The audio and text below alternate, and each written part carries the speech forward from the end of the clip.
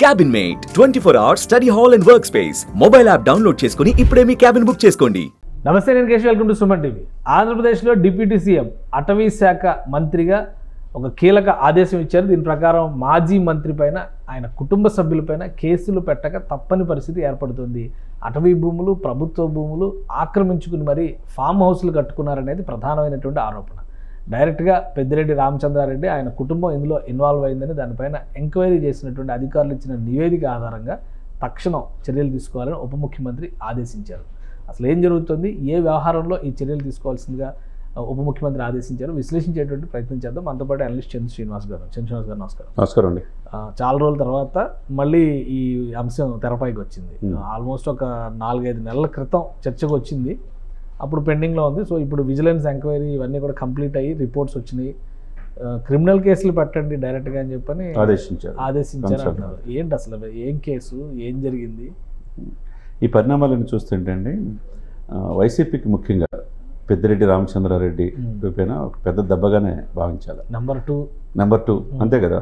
Supreme court దాకా వెళ్ళాడు వాళ్ళ అబ్బాయి, ఎంపీ, ఈయన ఎమ్మెల్యే. వీళ్ళదే ఒక సామ్రాజ్యంగా చిత్తూరు జిల్లాలో వెళ్తున్నారు కొన్ని దశాబ్దాల నుంచి. కాకపోతే కష్టపడి ల్యాండ్ సంపాదించుకొని కట్టుకునేది వేరు, అన్యాయంగా భూములు, అటవీ భూములు, ప్రకృతి రమణీయతకు మారిపోయిన ప్రాంతంలో ఎవరు మనం ఏం చేసినా కరెక్ట్ అనే ఉద్దేశంతో ఆక్రమించుకొని ఫామ్ హౌస్లు కట్టుకుంటూ ఉంటే గత 5 సంవత్సరాలు ఇష్టానుసారంగా వ్యవహరించారు అంతే. కాబట్టి మీరు అన్నట్టుగా గత 3 నెలల క్రితం ఈ ప్రభుత్వం వచ్చిన తర్వాత ఈ ఆరోపణల రూపేణా విచారించి ఆదేశాలు జారీ చేశారు. ఎందుకంటే కన్సల్ట్ శాఖ మంత్రిగా చూసాం మనం, సరస్వతి భూముల్లో కూడా స్వయంగా డిప్యూటీ సీఎం గారు విజిట్ చేశారు. గతంలో ఎవరు కూడా ఆ ప్రయత్నం చేయాలి, మంత్రులు స్వయంగా వెళ్ళి విజిట్ చేయడం. ఇది జగన్మోహన్ రెడ్డి గారి మీద ఎలిగేషన్స్ వచ్చింది. తర్వాత సజ్జల రామకృష్ణారెడ్డి కడప దాని మీద ఎలిగేషన్స్లో విచారించమన్నారు. ఇక్కడ ముఖ్యంగా అటవీ శాఖ మంత్రి కాబట్టి యాజ్ అ డిప్యూటీ సీఎంగా విచారించండి, ఎవరి మీద ఉన్నా, పెద్దిరెడ్డి అయినా ఎవరైనా ప్రభుత్వ ఆస్తులు స్వాధీనం చేసుకోవటం, ప్రభుత్వ భూములు స్వాధీనం చేసుకోవటం, కొండలు, కోనలు, గుట్టలు ఏది వదలలేదు కదా సార్. అంటే ఇప్పుడు ఇది అసలు మొత్తం ఫామ్ హౌస్ అని కూడా అనలేదు, ఫారెస్ట్ హౌస్ అనాలనుకుంటున్నాను. ఫారెస్ట్ హౌస్ అడవి మధ్యలో కొండ మీద దానికి నేరుగా రోడ్ వేయించుకొని ఇవన్నీ ఇప్పుడు క్రిమినల్ కేసులు పెట్టమన్నారు. ఏం చేస్తారు? క్రిమినల్ కేసులు పెడతారు, ఏదైనా కానీ సెక్షన్లో బుక్ చేయడం అనేది కామన్. అరెస్ట్ చేస్తారా? డెఫినెట్ చేసే అధికారం ఉంటుంది. ఎందుకంటే విజిలెన్స్ అండ్ ఎన్ఫోర్స్మెంట్ వీళ్ళంతా క్లియర్ కట్గా ఇక్కడ డివేట్ అయ్యింది, అన్యాయంగా ఇచ్చేశారు, అక్రమంగా తెలిసి కూడా చేశారు. బాధ్యతాయుత గల మంత్రి గారికి ఆయన సాక్షాత్ అటవీ శాఖ మంత్రి చేశాడు, అటవీ భూములు అనేది తెలియదా? దీనికి సహకరించిన వాళ్ళు కూడా చర్యలు తీసుకోమన్నారు. ఇక్కడ అటవీ శాఖ చేశారు కాబట్టి ఆయన సద్వినియోగం ఎక్కడొకటి సద్వినియోగం చేసుకున్నారు. చేసుకుంటే ఇప్పుడు ఈ ప్రభుత్వం వచ్చింది, భూములు ఎప్పుడు లేని విధంగా అంటే ప్రతి కలెక్టరేట్ ఆఫీసులో 70% భూములు ఆక్రమించుకున్నారు అన్యాయంగా అని చెప్పి ఉన్నాయి, ఫిర్యాదులు ఉన్నాయి. ఇకపోతే 4 నెలల క్రితం ఆయన ఆదేశించాడు. ఆదేశాలకు అనుగుణంగా అధికారులు విజిలెన్స్ ఎన్ఫోర్స్మెంట్ చేసి ఇది తప్పు జరిగింది, ప్రభుత్వ ఆస్తులే, ప్రభుత్వ అటవీ భూములు ఆక్రమించుకున్నారు, ఫామ్ హౌస్లు కట్టుకున్నారు, రోడ్లు వేసుకున్నారు, ఇంకెవరిని రానిలేదు, ఎవరైనా వస్తే వాళ్ళని బెదిరించారనేది చూపించి నివేదిక ఇచ్చారు.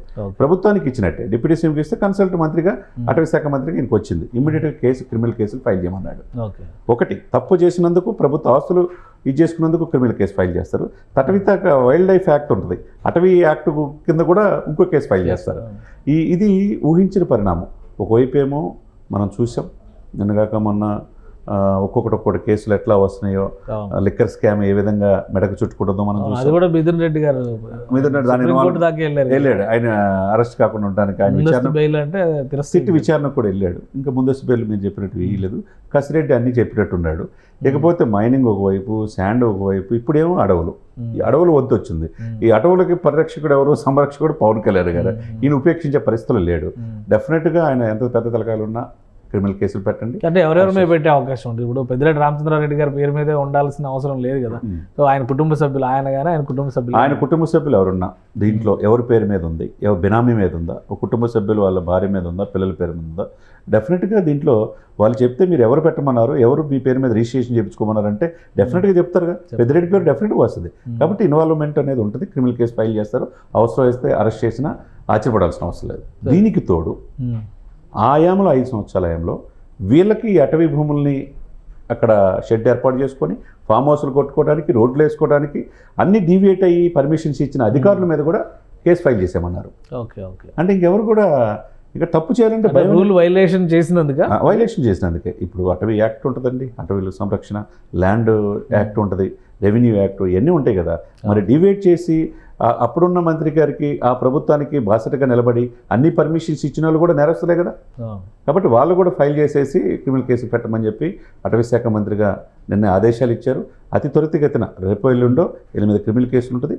అవసరమైతే అరెస్ట్ చేసినా ఆశ్చర్యపడాల్సి. కానీ ఒకటంటే మదనపల్లి ఎంఆర్ఓ ఆఫీస్లో జరిగిన ఫైర్ యాక్సిడెంట్ గురించి లేదా ఫైల్ ధ్వంసం అయిపోయింది, ఆ ఫైల్ ధ్వంసం గురించి ఎక్కడ ఇంతవరకు యాక్షన్ కనపడలేదు. ఇంకా ఎంక్వైరీలో ఉంది అని అంటున్నారు. అట్ట అనుకుంటే కేసు ఇప్పుడు ఇప్పుడు ఇది చాలా స్పీడ్గా వచ్చినట్టుగా అనిపిస్తుంది 3 months ఎంక్వైరీ తర్వాత. మీరు అన్నట్టు ఇది 3-4 నెలల క్రితం జరిగింది.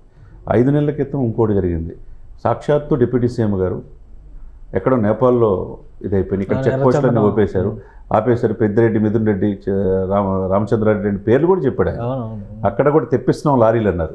మరి అదేమైందో కూడా ఇప్పుడు తెలియాలి దాంతోపాటు.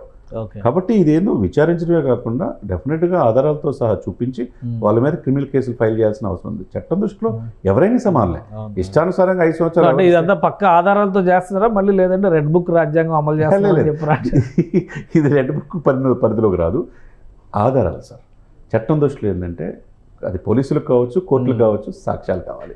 ఇక్కడ రెవెన్యూ రికార్డ్స్, అటవీ యాక్ట్ ఇవన్నీ కూడా ఉన్నాయి కాబట్టి ఆక్రమించుకుంటే క్లియర్గా ఫొటోస్తో సహా, ఏరియల్ సర్వే, తర్వాత డ్రోన్స్ డ్రోన్ సర్వే కూడా చేశారు. ఈ శాటిలైట్ కూడా క్లిప్స్ కూడా తీసుకున్నారు. కాబట్టి ఏ విధంగా చూసుకున్నా ఇది ఆక్రమించుకున్నారు అనేది తేలింది కాబట్టి ఇప్పుడు క్రిమినల్ కేసుకి ఆయన ఆదేశాలు ఇచ్చారు. రైట్. థ్యాంక్ యూ శ్రీనివాస్ గారు. ఇది క్రిమినల్ కేసులు పెట్టడమే కాదు, అరెస్ట్ దిశగా వెళ్లే సంకేతాలు చాలా స్పష్టంగా కనిపిస్తున్నాయి. ఫారెస్ట్ ల్యాండ్స్కి సంబంధించి, ప్రభుత్వ భూములకి సంబంధించి, అక్కడ ఉన్నటువంటి బుగ్గమఠం భూములకు సంబంధించి కూడా ఆక్రమణలు జరిగాయని చెప్పని విజిలెన్స్ ఎంక్వైరీలో తేలింది. ఆ నివేదికని ఉప ముఖ్యమంత్రి పవన్ కళ్యాణ్కి అందజేశారు. దాని ప్రకారం క్రిమినల్ చర్యలు తీసుకోవాలంటే ముందుగా పెద్దిరెడ్డి కుటుంబమే దోషిగా నిలబడాల్సినటువంటి పరిస్థితి వస్తుంది. కాబట్టి ఖచ్చితంగా అరెస్టు జరుగుతుందని చంద్ర శ్రీనివాస్ గారు విశ్లేషిస్తున్నారు. ఇది special discussion. Keep watching. Suman టీవీలో మీ పర్సనల్ అండ్ బిజినెస్ ప్రమోషన్స్ కోసం కింది నెంబర్కి కాంటాక్ట్ చేయండి.